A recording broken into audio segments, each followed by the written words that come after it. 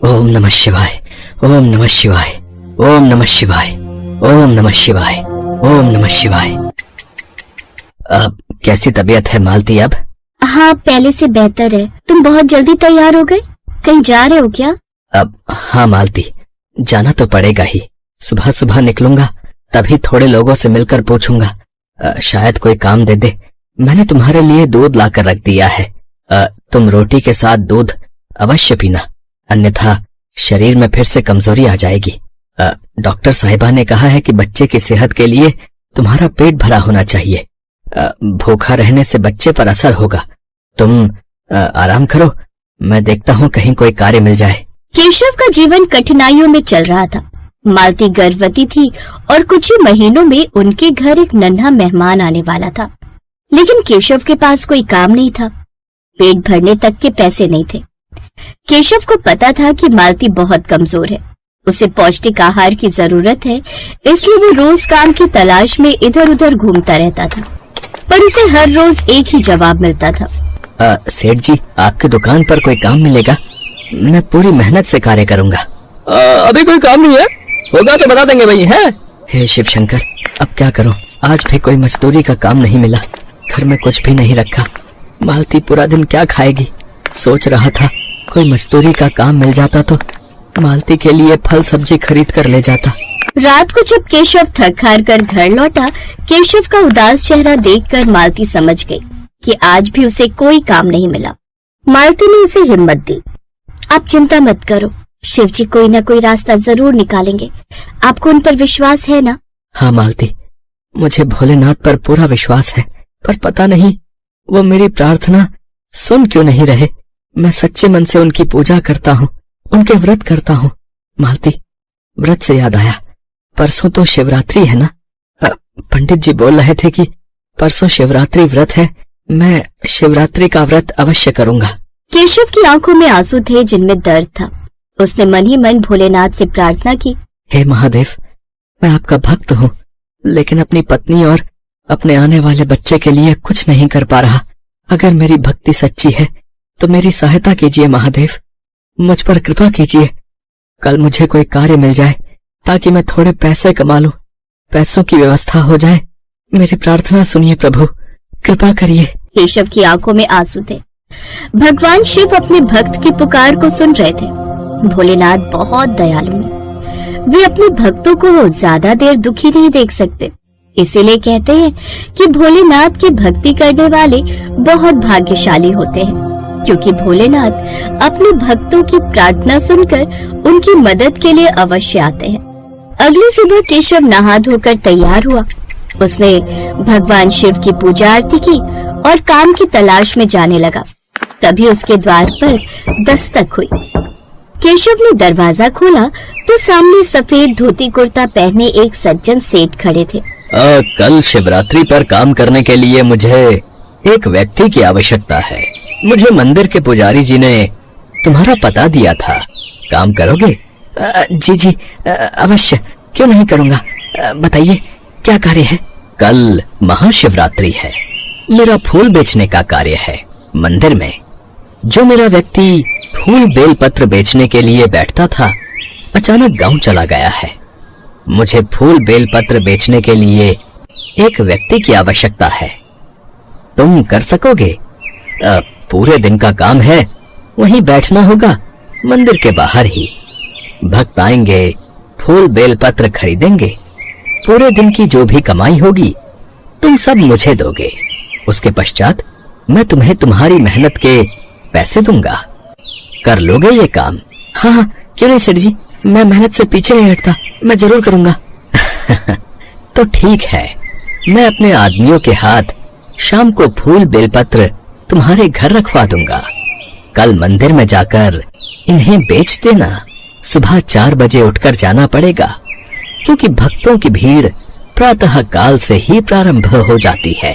आप चिंता न करें सेठ जी, मैं सुबह सुबह जल्दी पहुंच जाऊंगा। बहुत बहुत धन्यवाद सेठ जी, मुझे काम की बहुत आवश्यकता थी। कल सुबह पंडित जी को भी धन्यवाद कह दूंगा। उन्होंने भी मुझे ये काम दिलवाने में बहुत सहायता की है। केशव की आंखों में आशा की किरण जाग गई। उसने मन ही मन भगवान शिव को धन्यवाद कहा। मालती, भगवान शिव ने हमारी प्रार्थना सुन ली। देख, हमारे लिए काम आ गया। अब कल सुबह जल्दी जल्दी उठकर नहा धोकर पूजा पाठ करके मंदिर चला जाऊंगा और ये सारे फूल बेलपत्र भेज दूंगा। शिवजी ने कृपा कर दी, मुझे काम मिल गया। मैंने कहा था ना कि भगवान शिव बहुत दयालु है, वो तुम्हारी प्रार्थना जरूर सुनेंगे। अब सब ठीक हो जाएगा। उस दिन केशव ने बहुत राहत की सांस ली। मालती की थोड़ी तबीयत ठीक नहीं थी। शाम को सेठ जी के आदमी फूल बेलपत्र के बोरे रखकर चले गए। अगले दिन केशव को जल्दी ही मंदिर के लिए निकलना था, पर सुबह के समय मालती को प्रसव पीड़ा शुरू हो गई। केशव घबरा गया। केशव को फूल बेलपत्र बेचने के लिए जाना था, पर इधर मालती को भी वो अकेला नहीं छोड़ सकता था।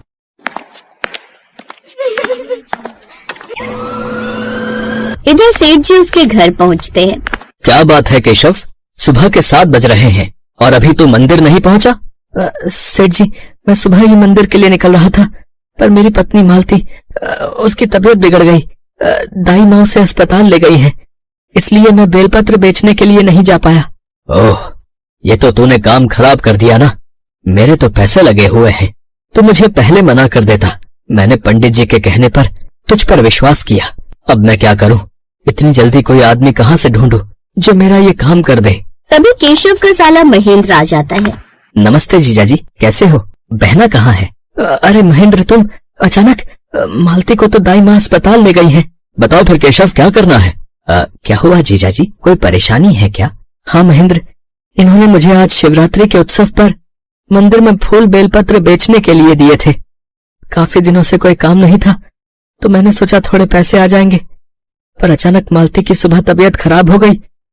इस वजह से मैं जा नहीं पा रहा हूँ। वही बात कर रहे हैं। जीजाजी, अगर आप कहें तो मैं बेच लेता हूँ बेलपत्र और फूल। आप तब तक दीदी के साथ अस्पताल में रहो, उन्हें आपकी आवश्यकता है। और चिंता मत करिए, मैं पूरी कोशिश करूंगा कि सारे बेलपत्र फूल वगैरह बेच दूं। हाँ, ये विचार अच्छा है। मुझे तो बिकवाने हैं, फिर चाहे कोई भी बेचे। अगर नहीं बिके तो मेरा नुकसान हो जाएगा। ठीक है महेंद्र, तो तुम ये बोरियां ले जाओ। तुमने शिव मंदिर देखा है ना, जहाँ तुम 1-2 बार मेरे साथ गए हो? बस वहीं पर मंदिर के बाहर दुकान लगा लेना। हाँ हाँ, मुझे पता है, वो वाला शिव मंदिर ठीक है। मैं अपने हिसाब से देख लूंगा। कहाँ रखी हैं बोरियां? वो सामने रखी है, तुम ठेली पर ले जाओ, मैं फटाफट से अस्पताल चला जाता हूँ। हाँ हाँ, जाओ जाओ जीजाजी, और जैसे ही खुशखबरी मिले मुझे फौरन बताना। महेंद्र ने बेलपत्र फूल की बोरियां उठाई और एक ठेली पर रखकर मंदिर चला गया। सेठ भी खुश हो गया। सेठ अपने घर चला गया और केशव अस्पताल चला गया। महेंद्र ने शिव मंदिर के बाहर बोरियां रख दी और एक दुकान बनाकर बेलपत्र फूल बेचने के लिए बैठ गया। केशव तो ये बात जानता ही नहीं था कि आज वास्तव में बेलपत्र बेचने के लिए उसका साला नहीं, स्वयं भगवान शिव आए हैं। शिव जी अपने भक्त केशव की मदद के लिए आए थे। आज वो अपने भक्त की सहायता के लिए बेलपत्र बेच रहे थे। सुबह से शाम तक भगवान शिव महेंद्र के रूप में मंदिर के बाहर बेलपत्र फूल बेचते रहे। भक्त मंदिर में दर्शनों के लिए आते और शिव जी से बेलपत्र फूल आदि खरीदकर शिवलिंग पर चढ़ाते। शाम को महेंद्र खुशखबरी लेकर जब मंदिर पहुंचा, तब सेठ जी वहीं खड़े थे। सेठ जी बहुत खुश थे। तेरे चेहरे की खुशी बता रही है कि तेरे घर में नन्हा मेहमान आ गया है। हाँ सेठ जी, भगवान शिव की दया से बेटा हुआ है। आज शिवरात्रि के दिन सचमुच हमारा बेटा भगवान शिव का आशीर्वाद बनकर आया है। इसीलिए हमने सोचा है कि हम अपने बेटे का नाम शंकर रखेंगे। सेठ जी, महेंद्र दिखाई नहीं दे रहा? अरे वो तो मुझे पूरे दिन की कमाई देकर अस्पताल गया है। पहुंचा नहीं क्या? बहुत अच्छा काम किया महेंद्र ने, अच्छे खासे पैसे कमा कर दे दिए। बोल रहा था कमाई के पैसे मैं तुम्हें दे दूं। ये लो, पूरे दिन की मेहनत की कमाई रखो। केशव जब अस्पताल पहुंचा तो उसे वहां भी महेंद्र दिखाई नहीं दिया। केशव और मालती दोनों हैरान थे कि आखिर महेंद्र बिना मिले कैसे चला गया। शाम के समय मालती की माँ और भाई महेंद्र अस्पताल आते हैं। अब सारी सच्चाई केशव के सामने आती है। जीजा जी कैसी बातें कर रहे हो? मैं तो अभी अभी खबर सुनकर माँ को लेकर सीधा अस्पताल आ रहा हूँ। मैं तो सुबह आया ही नहीं। हाँ बेटा, महेंद्र तो गांव में ही था। ये तो गांव के मुनीम जी ने हमें खबर दी कि मालती के बेटा हुआ है, तो हम दोनों बस पकड़ कर आ गए। बेटा, मुझे तो लगता है ये सब चमत्कार भगवान शिव का है। उन्होंने आज महेंद्र के रूप में तुम्हारी मदद की है। केशव की आंखों में आंसू आ गए। वो समझ गया कि सचमुच आज उसकी भक्ति जीत गई। भगवान शिव शिवरात्रि के पावन अवसर पर उसकी मदद के लिए आए और उसका जीवन खुशियों से भरकर चले गए। एक बार माँ पार्वती कैलाश पर भ्रमण कर रही थी। तभी उनकी नजर पृथ्वी लोक पर पड़ी। सेठ जी, ये माल गाड़ी में से उतार दिया है। ये ले, तेरे आज की कमाई के 200 रुपए। पूरा दिन मेहनत करके सिर्फ ये 200 रुपए ही कमाई हुई है। अब इसमें से 50 रुपए दूध के, 50 रुपए सब्जी के, बाकी बचे 100 रुपए जो पूरे 3 दिन चलाने हैं। ये हो गए पूरे 50,000 रुपए। इन्हें तिजोरी में रख देता हूँ। नहीं भैया, ये बहुत महंगी साड़ी है, कोई सस्ती सी दिखा दो। हाँ, ये 150 रुपए वाली ठीक है। भैया, ये तीनों साड़ी पैक कर दो। ये लो 5,000 रुपए। माँ पार्वती गरीब और अमीर दोनों को देख रही थी। आखिर जिसे जो चाहिए उसे मिलता नहीं, और जिसके पास पहले से हो उसे और मिल जाता है। इस प्रश्न का उत्तर तो महादेव ही दे सकते हैं। धरती का ये नजारा देखकर माँ पार्वती भगवान शंकर के पास जाती है। महादेव, मैंने देखा है कि धरती पर जो व्यक्ति पहले से ही गरीब और दुखी है उसे और ज्यादा दुख मिलता है, और जो सुख में है आप उसे दुख नहीं देते। ऐसा क्यों? भगवान, ये आपकी कौन सी लीला है? देवी पार्वती, इस बात का उत्तर जानने के लिए आपको हमारे साथ धरती पर चलकर वहां के प्राणियों का हाल चाल जानना होगा। वहीं इस प्रश्न का उत्तर आपको प्राप्त होगा। भगवान शिव के कहे अनुसार कुछ समय बाद माँ पार्वती उनके साथ मृत्युलोक में प्राणियों का हालचाल जानने के लिए चल पड़ी। तभी रास्ते में उन्हें एक गरीब पति पत्नी जाते दिखाई दिए।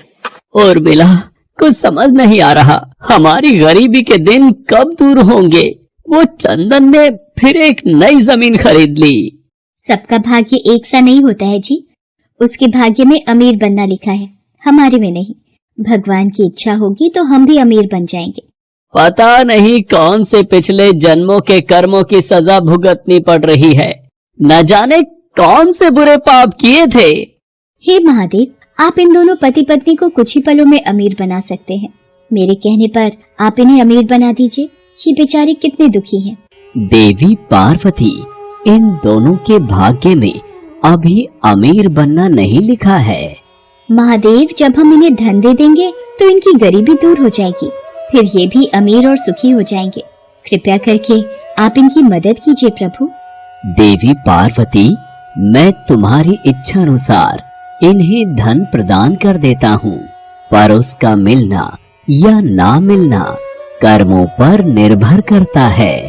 पार्वती जी के कहने पर भगवान शिव ने सोने की अशर्फियों से भरी एक पोटली उस रास्ते में डाल दी।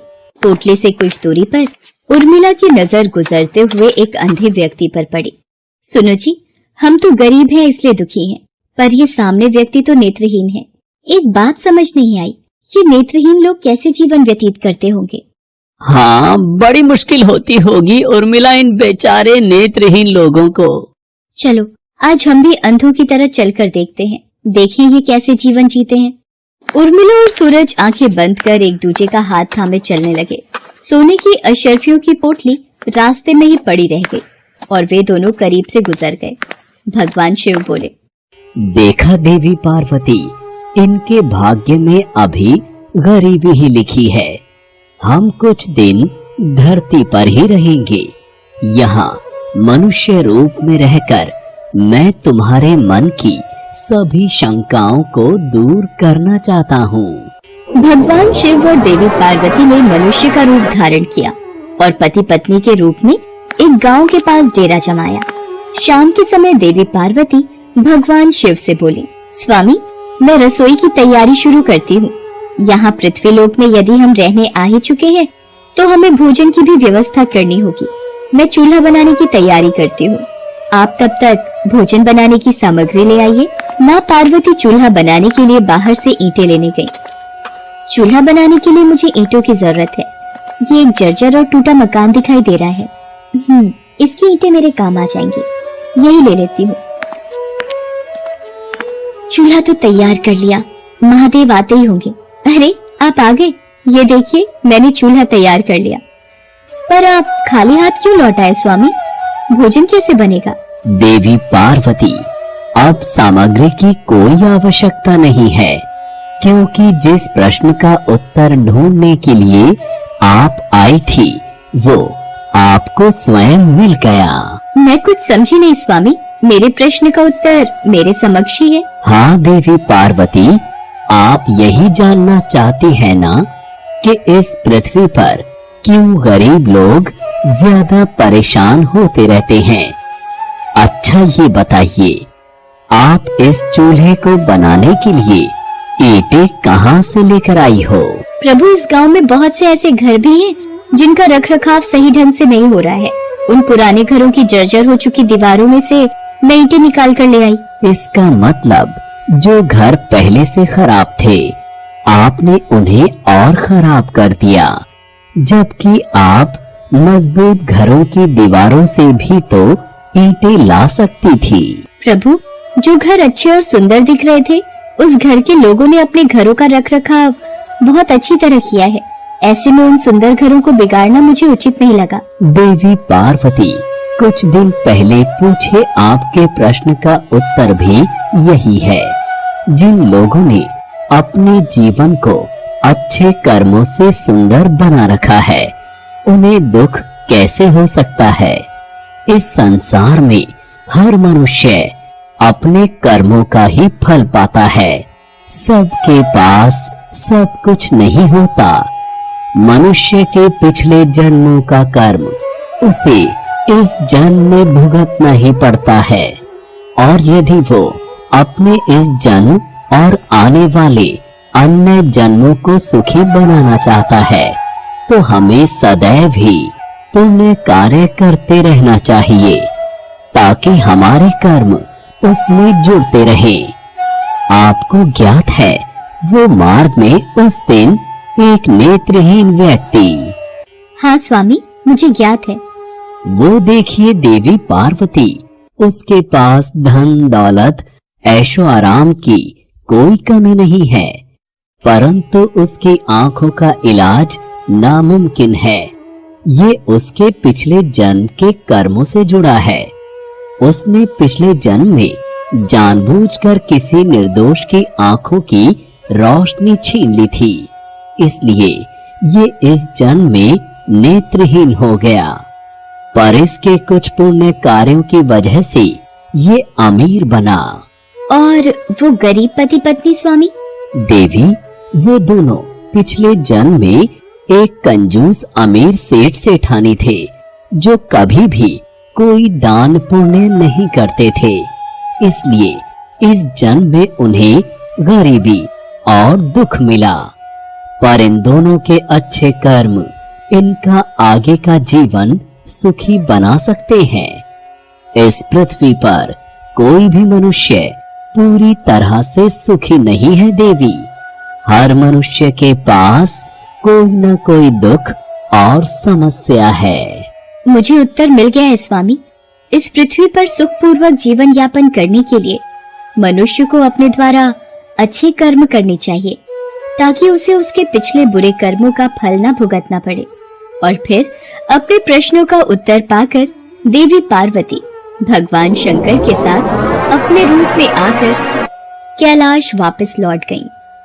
इस प्रकार की रोचक कहानियों को सुनने के लिए हमारे इस चैनल को लाइक, शेयर और सब्सक्राइब करें। और हाँ, बेल आइकन जरूर दबाएं, ताकि रोचक कहानियों का नोटिफिकेशन सबसे पहले आप तक पहुँचे। नमस्कार।